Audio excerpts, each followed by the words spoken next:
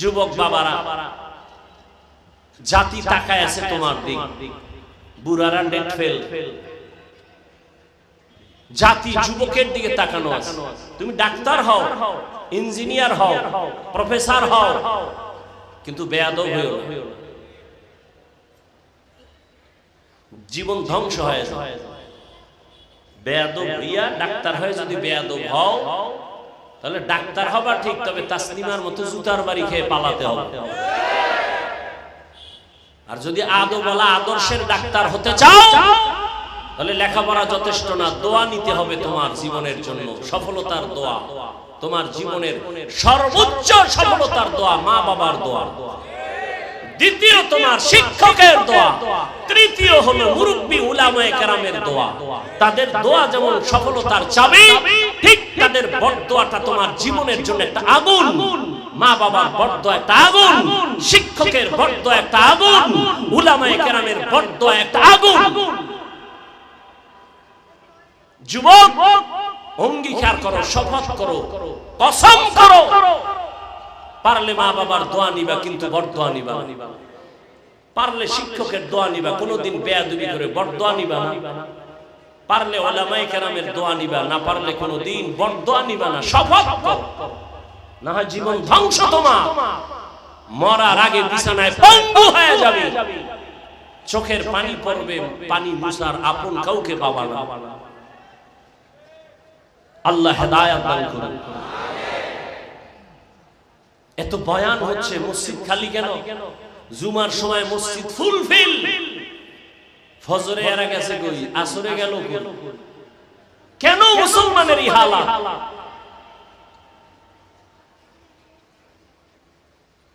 এজন্য যারা ইসলাম চায় না, এরাই আলেমের বিরুদ্ধে বিভিন্ন ভাবে প্রপাগান্ডা ছড়ায়। কারা চায় না?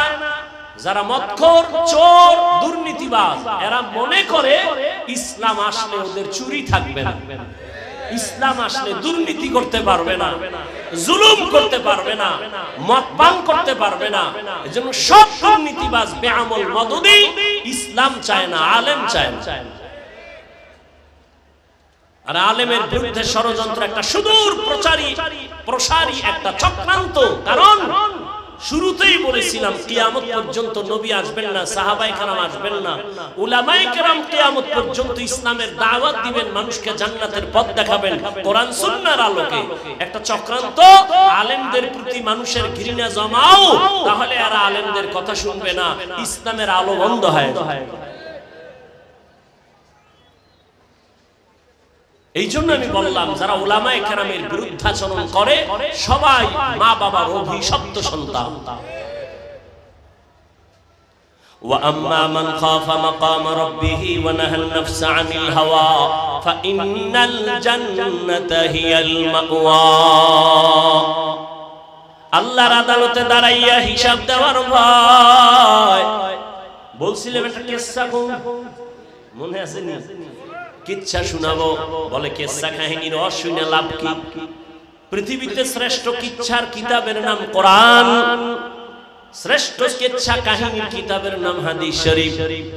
উলামায়ে কেরাম জানেন, কোরআন শরীফের মধ্যে গরুর কিচ্ছা আছে, বাঘের কিচ্ছা আছে, সাপের কিচ্ছা আছে। অভাব নাই। তুমি কি জানো কোরআনের?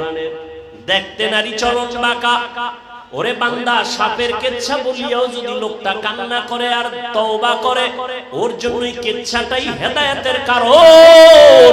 আর তুমি যদি আকাশচুম্বী কোরআনের ব্যাখ্যা করিয়াও যদি কান্না না আসে, দাড়ি না উঠে, নামাজ না থাকে, তোমার এই এত জ্ঞানের পরিধি দিয়াও জান্নাত পাওয়া যাবে না। আমরা তো যদি কেচ্ছা বলি, আল আউলিয়ায়ে কেরামের কেচ্ছা বলি, আমরা তো ওই সমস্ত কেচ্ছা বলি যেগুলো শুনলে মানুষের চোখে পানি আসে। আমরা তো সোনাবন্দের গান গাই না। আমরা তো এমন আল্লাহ ওয়ালাদের কেচ্ছা বলি যেগুলো শুনলে মানুষের দিল নরম হয়, চোখে পানি আসে। চোখে পানি আসা বড় বড় এক নেয়ামত। থানায় একা আসামি নিয়ে পুলিশে বেতের বাড়ি দিল, কান্না নাই, শুধু চিল্লায়। আর ওয়াজের প্যান্ডেলে এক আল্লাহর ওলি বয়ান করেন, আর 200 হাত দূরে বসে একটা যুবক হাউমাউ করে কান্না করে। বিবেকটাকে জিজ্ঞাসা করো, থানায় পুলিশে বেতের বাড়ি দেয়, কাঁদে না, ওয়াজের প্যান্ডেলেও যে কান্না করে, বলো ওকে মারলো কে? চোখের পানি এমনি আসে না, আল্লাহর ভয় যার অন্তরের মধ্যে প্রবল রূপ ধারণ করে, তার চোখের পানি পড়া শুরু হয়। নিজে তখন এমন এক সাগরের ভিতরে ডুবে যায়, চিন্তার সাগর। আমি দুনিয়াতে বাপ পাইলাম, মা পাইলাম, টাকা পাইলাম, বাড়ি পাইলাম, সম্মান পাইলাম, কিন্তু আমারে মা বাবা কে দিলেন, টাকার মালিক কে বানাইলেন, সম্মানের চেয়ারে কে বসাইলেন, এই চিন্তা একবারও করি নাই। যদি একবার চিন্তার সাগরে ডুবতাম, তখন চোখের পানি পড়া শুরু হয়ে গেল। ও বান্দা, টাকা পাইছো, বাড়ি পাইছো, গাড়ি পাইছো, সম্মানের চেয়ার পাইছো, কিন্তু এই সম্মান যে কে দিলেন তারে পাইছো নি। ইয়া ইলাহি মুঝসে মুঝকো দূর কর, ताके देखो मुझ में तुझको एक नजर, या इलाही तू मेरा माबूद है, या इलाही तू मेरा माशूक है। একটা কেচ্ছা হলো, আল্লাহর এক বান্দি, নারী না পুরুষ, আল্লাহর এক বান্দি সন্তান নিয়ে সংসার চালায়, স্বামীর হালাত বড় খারাপ। হঠাৎ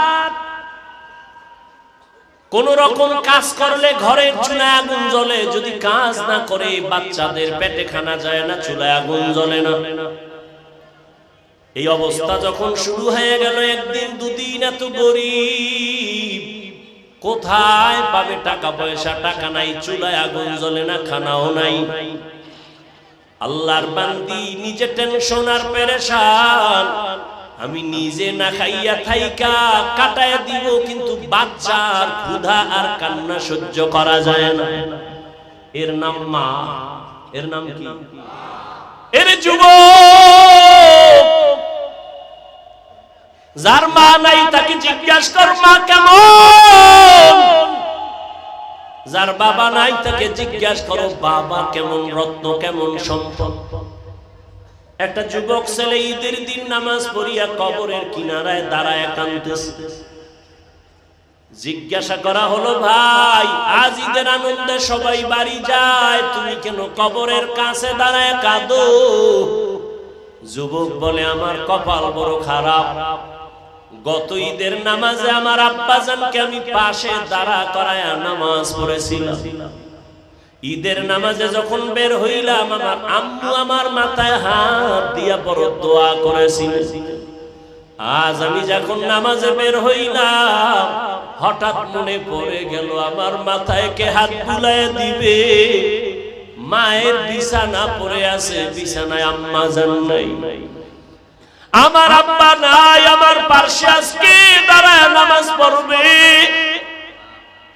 ও যুবক, ওই মা বাবার দোয়া ছাড়াই চেয়ারে বসতে পারি নাই, ওই মা বাবার চোখের পানি আর দোয়া ছাড়া তুমি টাকার মালিক হতে পারো না, ওই মা বাবার চোখের পানি আর দোয়া ছাড়া তুমি পরীক্ষায় পাশ করতে পারো নাই, গাড়ির মালিক হতে পারো নাই, সম্মানের মালিক হতে পারো নাই।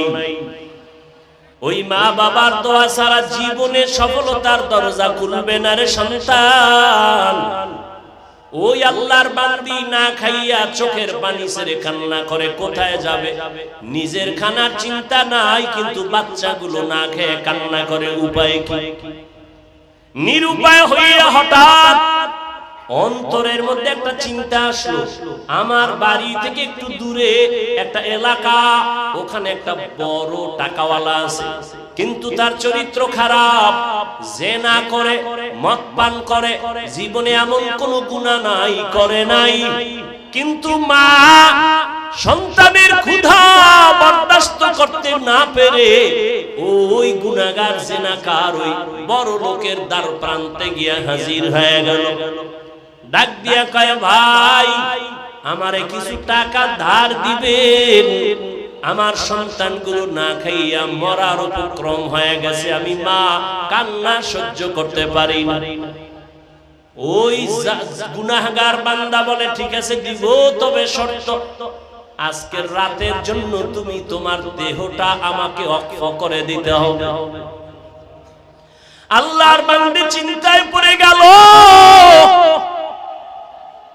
আমার এই জীবনে শরীরে কেউ একটা টাচ করে না, আমার চরিত্রের উপরে কেউ একটা আঘাত করে না, কিন্তু আমি সন্তানের মুখের কান্না সহ্য করতে পারি না। ক্ষুধার যন্ত্রণায় কান্না করে করে মাটিতে গড়াগড়ি। এখন কি করি আমি এই সন্তানের খুশির করার জন্য, খানার জন্য কি আমি আমার দেহটাকে বিলাইয়া আমি সন্তানের খানার জন্য টাকা নিব? কিছুক্ষণ ভাবার পর ও টেকনাফের আম্মা জানেরা একটু চিন্তা করেন, আল্লাহর ভয় কাকে বলে? আল্লাহর বান্দির মধ্যে জাহান্নামের ভয়। ও আম্মা জান, আপনাদের কপাল কত ভালো, আপনার এত দামি নারী, এত সম্মান আল্লাহ আপনাদের দান করেছেন। আপনারা নবীদের মায়ের মতো মা, সাহাবায়ে কেরামদের মায়ের মতো সম্মানিত মা, আপনারা তো আলেমের মায়ের মতো হাফেজে কোরআন, কত আলেম আজকে মাথায় পাগড়ি নিয়েছে, সম্মান নিয়েছে, এদের মা বাবার মতো আজকে আনন্দে আর কেউ নাই। এরে আম্মা জান, আপনারা তো দামি, এত দামি, আপনারা তো খাদিজা রাদিয়াল্লাহু আনহার মতো দামি নারী, ফাতেমা রাদিয়াল্লাহু আনহার মতো দামি নারী, আয়েশা রাদিয়াল্লাহু আনহার মতো দামি নারী, ইসমাঈল নবীর মা হাজরা আলাইহা সালামের মতো দামি নারী, ঈসা নবীর মা মারইয়াম আলাইহা সালামের মতো দামি নারী। ওই বেঈমান ফেরাউন যে আল্লাহর বিরুদ্ধে গিয়া নিজের খোদা দাবি করলো, অথচ তার ঘরে তার স্ত্রী আসিয়া আল্লাহর এমন পেয়ারা বান্দি হয়েছে, আল্লাহর নবী বলেন কিয়ামতে জান্নাতে আসিয়ার সাথে তার বিবাহ হয়ে যাবে। ওরে পর্দার আড়ালের আম্মা জান, আল্লাহর ভয় অন্তরে জমা করেন। আপনি যদি নামাজ পড়তেন আর স্বামীকে যদি বুঝাইতেন, ও স্বামী আমার মা বাবার ঘর আর মায়া ছাইরা তোমার ঘরে চলে আসছি, না খাইয়া থাকলেও আসি, খাইয়া থাকলেও আসি, তবে তোমার কাছে আমার জীবনের একটা দাবি, কোনদিন হারাম আর অবৈধ টাকা এই ঘরের মধ্যে ঢুকাইবা না, হারাম টাকা খাইয়া আমাদের পবিত্র রক্ত নাপাক করব না, সন্তানের রক্ত নাপাক করব না। এরে আম্মা জান, আপনি যদি হাসি মুখে স্বামীকে বুঝাইতেন আর নামাজ পড়ে দোয়া করতেন, কোন স্বামী জীবনে হারাম টাকা অবৈধ টাকা ঘরে নিতে পারত না। এরে আম্মা জান, ওই একটা নারীর কেমন ইমানি পাওয়ার দেখেন, যখন ওই লোকটা বলল যুবক জিনাকার, বলে তুমি যদি আমার থেকে টাকা নাও, ধার লাগবে না, টাকা নিয়ে যাও, আজকে রাতের জন্য তোমার দেহটা আমাকে দাও। মহিলা সন্তানের চিন্তায় পড়িয়া শেষ পর্যন্ত বলে ঠিক আছে, টাকা আমাকে দাও, আমি না খায়া থাকতে রাজি, বাচ্চার কান্না সহ্য করতে পারি না, টাকা দিবা, আজকে রাতের জন্য তুমি আমার দেহটা ভোগ করবা। আমি এর উপরে রাজি হয়ে গেলাম। রাতের গভীর ওই জিনাকার আল্লাহর গোলাম রাতের অন্ধকারে রুমের মধ্যে ওই মহিলাকে ঢুকাইয়া চারদিকের দরওয়াজা জানালা বন্ধ। এবার ওই জিনাকার যুবক টাকার বাহাদুরি দিয়া বলে আসো। এ কথা বলার পরে দেখে ওই আল্লাহর বান্দি কেমন যেন হাউমাউ করে কান্না করতেছে। ওই আল্লাহর বান্দা ডাক দিয়া বলে আমি তোমার গায়ে এখনো টাচ করি নাই, তুমি এখানে কেন কাঁদো? তোমাকে কোনো ভয়ও দেখাই নাই, তুমি কেন কান্না করো? মহিলা কান্না করে কয় ভাই আমার এই জীবনে কোনোদিন গুনার আসর লাগে নাই, আমার শরীরের মধ্যে কোনো বেগানার টাচ লাগে নাই, আমি একটা সতী সাধ্বী নারী, তুমি দরওয়াজা জানালা বন্ধ করে দিয়েছো, এখানে কেউ নাই, কিন্তু আমি যেই মালিকের গোলাম, ওই মালিকের তো ফাঁকি দেওয়ার উপায় নাই। ওই আল্লাহ তো আমার দিকে তাকায় আছে। এই ভাবি আমি কাঁদতেছি, আমি আমার মালিকের আদালতে কেমনে দাঁড়ায়া জবাব দেব? আমার এই গুনার কারণে আমি আমার চেহারাটা মালিকের কেমনে দেখাবো? ওই মালিকের আদালতে আমি গুনার চেহারা নিয়ে কেমনে দাঁড়াবো? আমার অন্তরে ভয়। সাথে সাথে মহিলার এই কথাগুলো ওই জিনাকারের কলমের মধ্যে এমন দাগ কাটলো আর ধাক্কা দিল। যুবক ডাক দিয়া বলে, রে আল্লাহর বান্দি, জীবনে কোনো বেগানা তোমার শরীরে টাচ করে নাই, মাত্র আমি তোমাকে আজ রুমের মধ্যে আবদ্ধ করে নিলাম, এখনো টাচ করি নাই। একজনের ভয়ে যদি তুমি এত কান্না করো, তাহলে আমি জীবনে তো কত বেগানার চেহারা দিয়ে তাকাইছি, এ জীবনে কত জিনা করেছি, কত গুনাহ করেছি, আমার তো কান্না করে করে মরিয়া যাওয়া দরকার। এই কথা বইলা বলে, তুমি যাও যাও, আমি আর তোমার শরীরে কোনো টাচ করব না। টাকাগুলো তোমাকে হাদিয়া দিলাম, আমাকে আর টাকা ফেরত দেওয়া লাগবে না। তাড়াতাড়ি বাচ্চার মুখে খানা দাও, আমার দরবারে আর থাকার প্রয়োজন নাই। মহিলারে বাইর করিয়া দিয়া ওই বান্দা এমন ভাবে আমার মালিকের দরবারে মাথা নত করে ফেলল।